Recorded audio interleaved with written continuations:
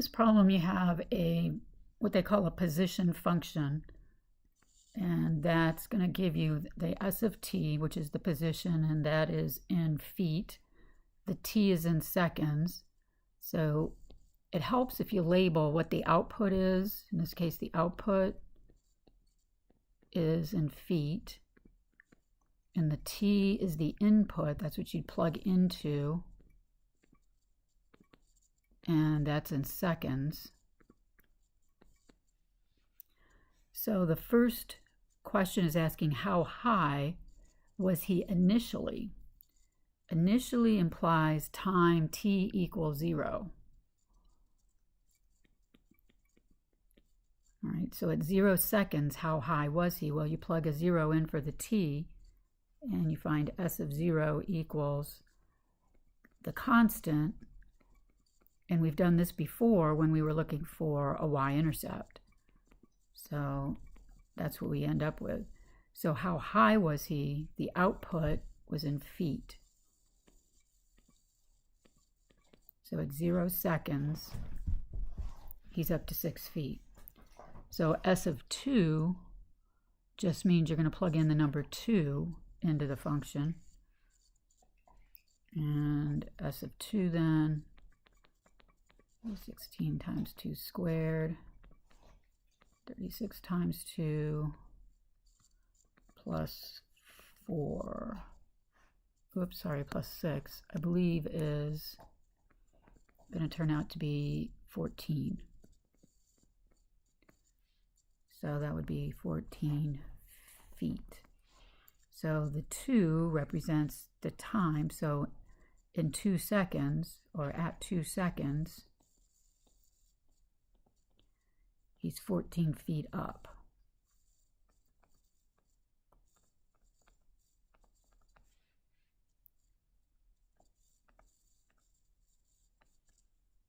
All right, so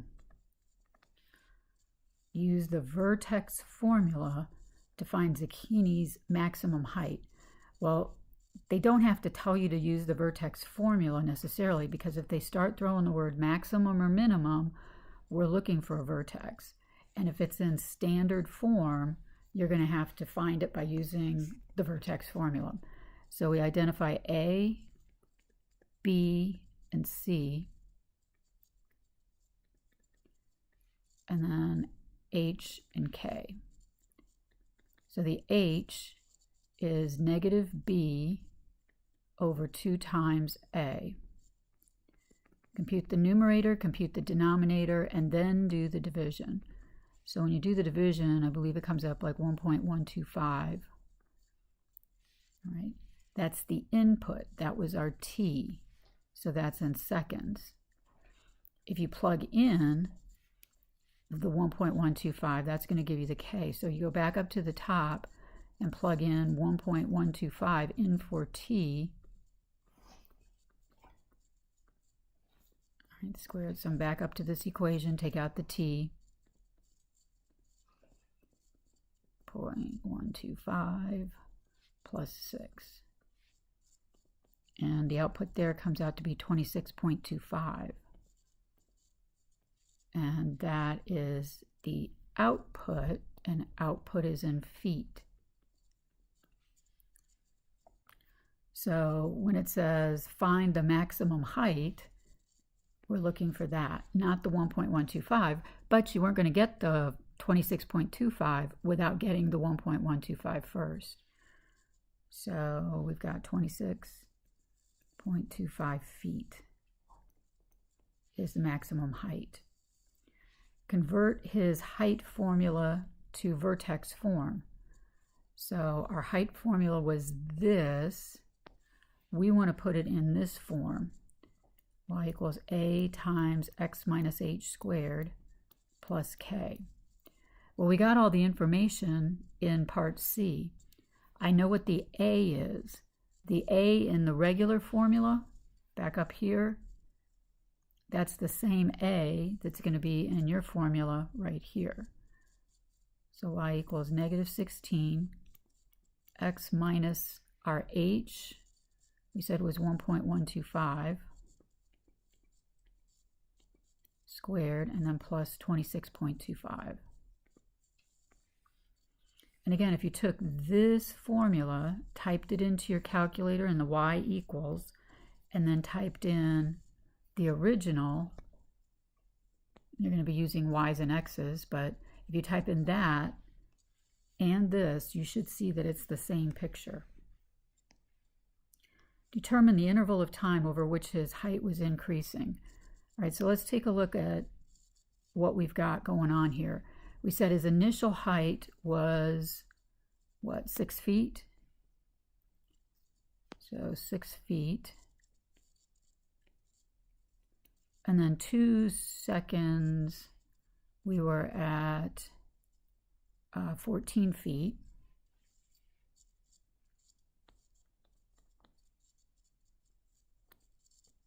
These are seconds. This is feet. And then at 1.125, so close to 1, we were up here at 26.25. So he goes up and then he comes down. And then determine the time interval where his height was increasing. Well, let's think about his height was increasing right up until he got to the vertex. And then he started coming back down. So we're going from 0 over to this 1.125. That's where he was increasing. So from 0, and actually we use parentheses on increasing and decreasing problems because points don't increase or decrease.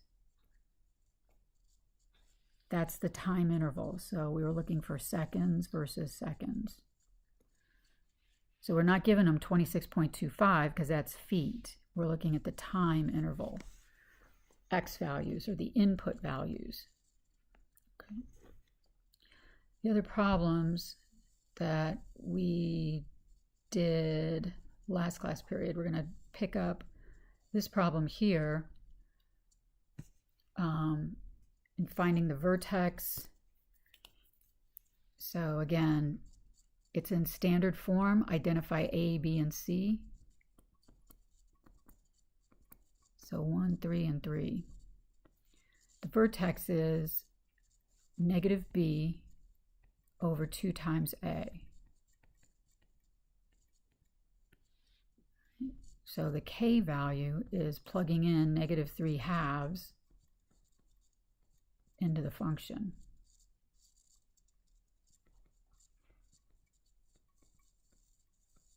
So don't help your calculator out. It can handle it.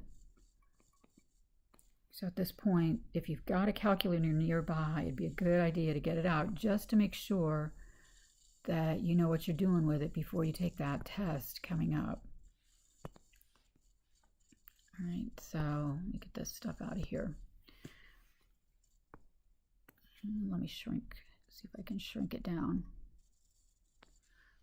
Okay, so type it in exactly as you see it. So parenthesis, negative 3 divided by 2 squared plus 3, parenthesis, negative 3 divided by 2 plus 3. Okay. And we get 0.75. And if you didn't recognize what fraction that corresponds to, you can always do math, enter, enter. So our vertex is at negative 3 halves, positive 3/4. So negative 3 halves are like negative 1.5 and up 3/4. Let's call it there. Find the discriminant. The discriminant is b squared minus 4ac.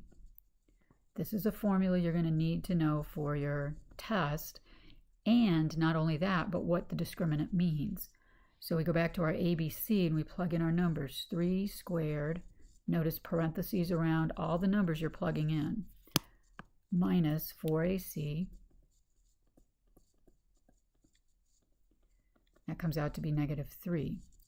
Since the discriminant is less than 0, if you look back at the page where we talk about discriminants, If it comes up less than 0, then you're not going to have any real roots. And if you tried to use the quadratic formula to find those real roots, already we said there are none, you would go negative b, so again your b is 3, plus or minus the square root of, and we've already determined what the discriminant is. The b squared minus 4ac we can just write in as negative 3 divided by 2 times a. When we simplify this, we note from last class period that the square root of a negative is I, and the square root of 3 left under, divided by 2. This is not real. It's imaginary, because you got the I there. So in this case, that's another reason why you don't have any real roots, was because your discriminant was a negative number. And I think we did the rest of them on this page, so